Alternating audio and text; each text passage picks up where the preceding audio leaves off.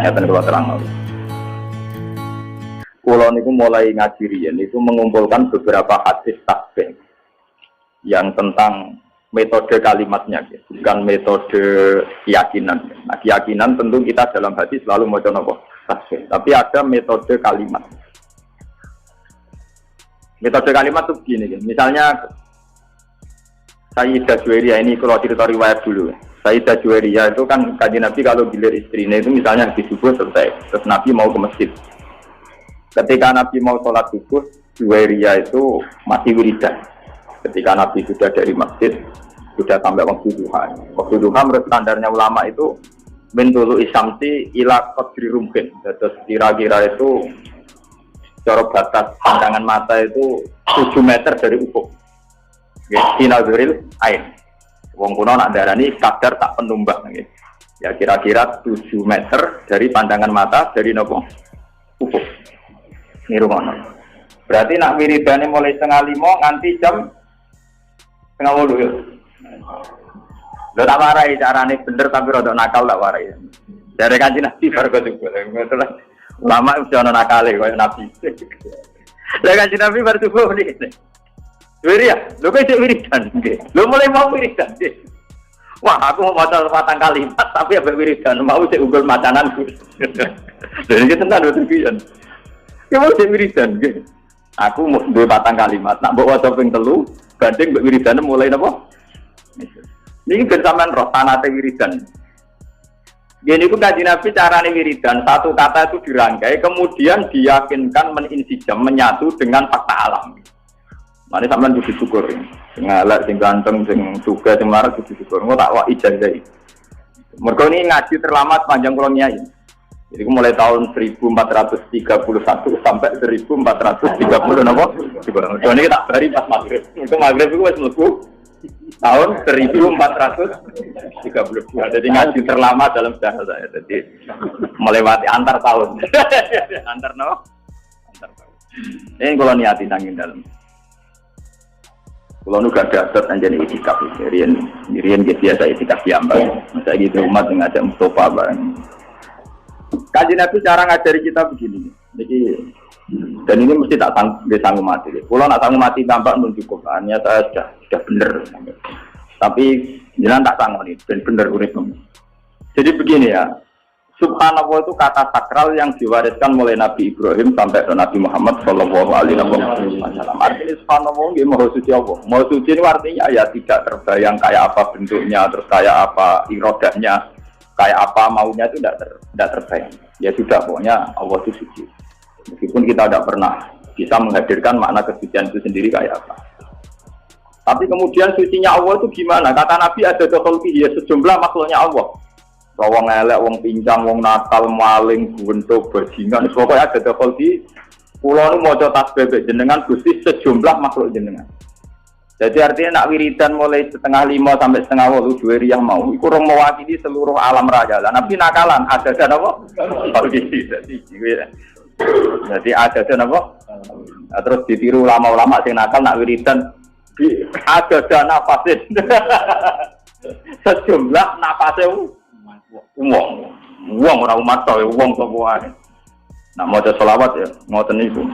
Ada mawasi aku ilmu uang. Pokoknya ini kalau cerita sing ringan-ringan masalah. Makanya kemudian menjadi masalah fikih, masalah ilmiah. Lalu kalau ingin kode Mas Romanto, ini sebagai waktu. Kalau masalah fikih sing memang harus dikaji oleh kiai sing biasa batul masail. Kalau mau pensiun. Kalau ngerian nanti bintang batul masail, job sufi kalau pensiun. Ngeten menjadi masalah. Andaikan Nabi menyuruh orang istighfirillah mi'ata marrah. Mbok kamu itu istighfar mi'ata marrah 100 kali. Apa itu orang itu cukup gini? Astagfirullah mi'ata marrah. Gusti kalau istighfar ping 100 Gusti terus wis.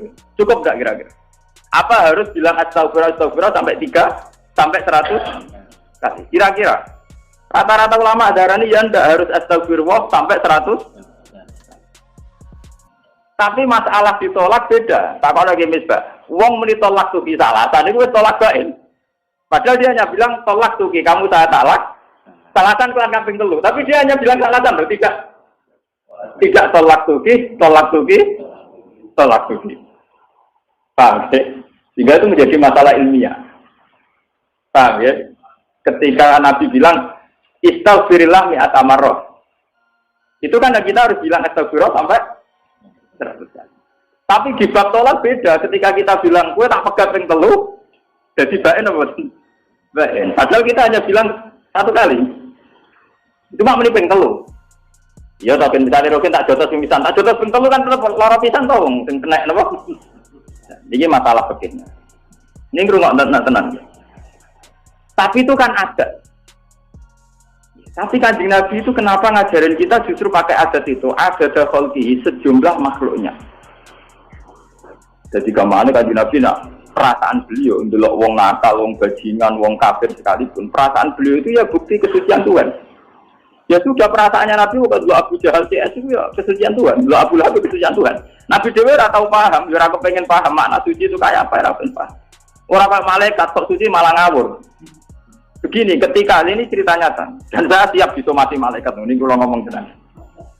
Ketika Allah ngendikan, "Hei malaikat ini jailun fil ardi khalifah." Aku ning bumi sebagai khalifah, yaiku rupa manusa. Dari malaikat Gusti yang benar aja, manusia itu punya reputasi atas alufia mayusidu fiha wa sikut. Manusia penggawean yang rusak mengalirkan darah. Wa nahnu nusabbihu bihamdika nuqat bisura. Kita ini yang sering membaca tasbih, kenapa kalah sama manusia yang potensinya ya sikut? Kenapa malaikat disalahkan Tuhan? Dari wong sing ahli ilmu hakikat ya malaikat itu beda. Ya ana ngawur malaikat. Wong muni maha suci kok curiga Tuhan kurang pertimbangan. Dari seakan-akan malaikat di pancen keliru, lama tenan. Lho wis muni maha suci kok curiga pangeran kalah pertimbangan. Muni apa karo dasane? Tak pikir pertimbangan Anda ada akurat. Paham? Nanti mensomasi ra nganggep pertimbangan pangeran mboten apa? Akurat. Kalau balen malaikat ora gak pati terus manusa diangkat dadi napa? Lu dekne muni subhanallah kok curiga pangeran di keputusan ora akurat Pak. Bener apa salahnya? Ya salah toh. Lu nek muni subhanallah do nakokno ngono, Pak. Kalau kalian balik, kenapa dalam diskusi Tuhan malaikat disalahkan? Padahal alasannya malaikat masuk akal. Gusti, kenapa engkau menciptakan manusia? Sing direputasi ya sikut simak mengalirkan darah. Toh kita sering baca tasbih, mentasbihkan jenengan. Malaikat artinya apa? Natijah apa kesimpulannya? Janggal kan? Lu janggal apa betul? Lu meyakini Allah Maha Suci kok janggal ambek keputusan. Nah di sini pentingnya kalau ngaji tentang ini. Kalau sampean sudah yakin Allah Maha Suci, tidak usah janggal terhadap keputusan Tuhan. Kau supaya mutasi lah dari pangeran itu ngersakno elek, tapi kok wong elek disiksa dilebokno neraka. Karep-karep dhewe disiksa-siksa. Nah, kalau cara dadi pangeran ngene, lha wis jagal-jagal mesti kok takokno aku. Sarang dadi pangeran. Eskal mesti aku mbok jawab. Mengaku pangeran yo ora tau eskal. Pangeran dikon eskal. Jadi sebetulnya kenapa malaikat itu disalahkan Tuhan? Karena tidak adil. Mereka itu yakin Allah Maha Suci. Kok dicurigai? Kan lucu tuh gimana? Nah, yakin Maha Suci ora usah napa? Rasa curiga bener Kanjeng Nabi ada takhalqihi. Termasuk makhluk Allah ya setan ya iblis. Paham ya? Termasuk makhluk Allah napa? Setan ya iblis kabeh. Jadi dari Kanjeng Nabi, aku pokoknya meyakini Allah Maha Suci sejumlah makhluk kabeh termasuk setan iblis. Iso pangeran gawe rugen keriting ya Allah subhanallah. Mergo nambah angen-angen ya spektakuler rugen. Lho gitu, SBY guyu wajar duwe karir politik presiden duwe akeh. Jadi tidak pati aja. Wong diutang, bojo pegatan iso guyu. Bojo ilang, duwe rapati duwe tetep iso. Iku butuh desain khusus. Jadi itu enggak. Jadi nambah angen-angen ya spektakuler rugen, paham ya? Dan itu butuh detail menciptakan syarat yang macam-macam. Kemudian tahan bantu mesti kelainan tanpa pangeran. Butuh desain khusus. Itu ya ada dan apa? Mulane wonten ulama ditakoki, tapi iki kowe ora oleh anu. Nara ulama, nara wali ora oleh anu. Iki kudu aku. Ulama ditakoki, "Kowe tau gedeng setan?" Wah, blas. Ora tau gedeng setan. Tapi setan nak godho manusa iku hebat. Wong saleh dadi nakal gara-gara godane setan. Setan kan nyaku. Setan itu darahnya itu mindilu hadidar, jadi kacu. Mindilu kacu, kenapa? Kacu. Cara mobil ya wiper, cara mangan ya tisu. Mindilu hadidar, setan itu kacu. Mindilu hadidar. Ketika ditakoi, tapi dari pangeran setan itu kan tukang godo meluso. Nah, godo terus nyesat. Dari wong sufi mau sing wong alma, mau buat setan. Setan itu sopo kok sifati nganti hebat ngono. Angger godo iso nyesatno, angger godo iso nyesatno. Ora, setan itu tisu. Setan nopo? Tisu. Kulo niku ini mau ngaji sensitif, kudu orang ana tenan. Ben tahun baru ku iso berkawan mbek setan, Pak. Ngeten ilmune itu ngeten. Ternyata ilmune itu ruwet, tapi yo gampang, kelas logika itu gampang. Orang Islam, orang mukmin itu kan disuruh yakin dan harus berkeyakinan innallaha ala kulli syai'in qadir, bahwa Allah yang paling mampu melakukan apa saja. Sehingga menjadi perdebatan Mu'tazilah dan Ahlussunnah itu begini dulu. Kata Mu'tazilah akan janggal, kenapa Allah menghendaki keburukan, kemudian Allah pula yang menyiksa, kan tidak adil menghendaki dari sendiri, enggak disiksa-siksa. Jadi Mu'tazilah itu darahnya nak wong elek karepe setan, nak apik karepe pangeran. Lah Ahlussunnah ya tak oleh takok, berarti pangeran nak pola kalah. Mergo ning dunya akeh elek timbang. Berarti pangeran tak kolak. Wah. Mu'tazilah enggak siap, pangeran kalah ora siap. Jadi ahli sunnah di soal perkara kan Allah ngarepno elek kok nyiksa elek yo ora iso jawab. Mergo kesane kan yo ora adil, ngene kesane yo ora adil. Tapi wong Mu'tazilah diarani lah urusane dunya wae elek, berarti karepe pangeran kalah. Ya mesti ya ora siap di pangeran kolak. Akhirnya wong loro sing zaman padha ulama urung model kampus, urung model studi banding macam-macam, urung model engkek tok tapi ora tau untuk rumus. Paham ya?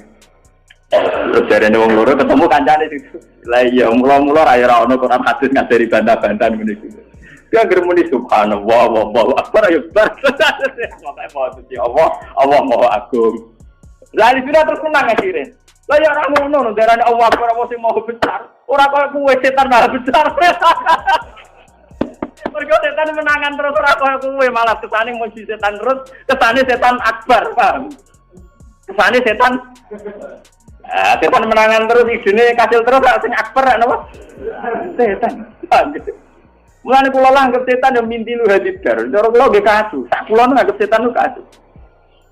Mulanya ada hadis antik dan ini menunjukkan ilmu hakikat. Suatu saat kan Nabi bilang, dan ini hadis sahih, tidak ada manusia kecuali digoda setan.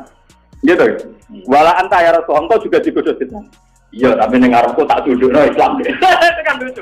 Ada hadis dan cerita nak. Iya tuh kayak besar. Oh hadis juga. Iya, tapi nengarku setan tak duduk no. Jadi ini gelem nopo. Padahal lucu tuh setan kok gelem nopo. Itu maksudnya itu memang itu percaturan ilmu hakikat. Jadi memang di depan Tuhan itu ya setan ya dalam rencananya, manusia juga dalam rencananya, jin juga dalam rencananya. Jadi di depan Tuhan memang nggak ada masalah sama sekali. Ya subhanallah lagi wallahu akbar. Lo soal bingung karena kayak wong syariat dia monggo bingung tuh fitrah manusia dan itu sah. Jadi kayak udah nyesal. Gus kok selama ini kok iskal. Kok iskal itu fitrah manusia. Nah, uang iskal terus, radio dua ya iskal, dibujuk judes, ya nopo.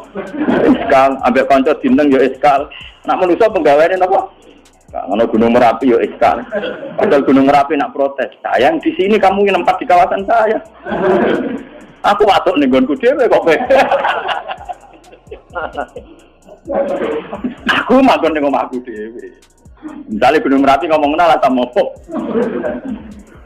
Aku manggon ning omahku dhewe sing rene. Nggak kecuali aku mau romam lah, aku jajan. Aku mau aku dewi misalnya. Jadi ini memang masalah, makanya kalau sampai tidak, artinya gini ya, ini contoh dialek kecil antara Tuhan, setan, manusia, para nabi. Itu terus menjadi ilmu hakikat. Tapi ilmu hakikat ketika dibukukan pasti menyesatkan. Karena itu nanti kayak kasus Husain Al-Halak, kayak kasus Siddiq. Ya cukup ada ulama ngaji kayak gini. Bikin simulasi percontohan tidak usah dibukukan. Lalu memang nggak boleh begitu. Kemudian kita pakai mujmalnya saja yang pasti benar. Gini gue subhanallah walhamdulillah wallahu akbar. Selesai.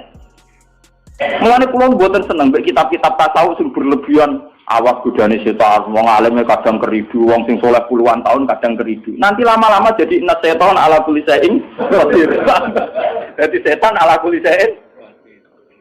Lama-lama kamu pemuja setan. Mergo ning kono diceritakno ana ulama mulai cilik soleh nganti 20 tahun soleh, duwe murid ribuan. Wong semono yo kalah mek godane. Dadi setan itu menangan, paham menapa?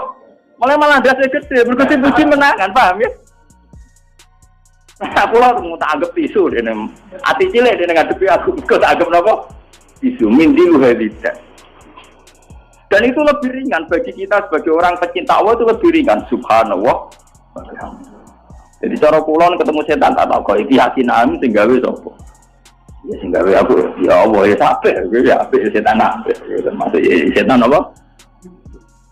Makanya di Quran, ya siapa saja yang di sini yang hafal Quran, dengan ngaji saya itu harusnya ada janggal.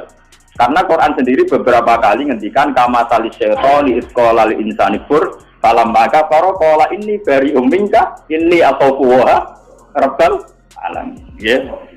Jadi setan ngomong yo kan kafir, bar dene kafir, betok sing kafir, aku ora melok kafir.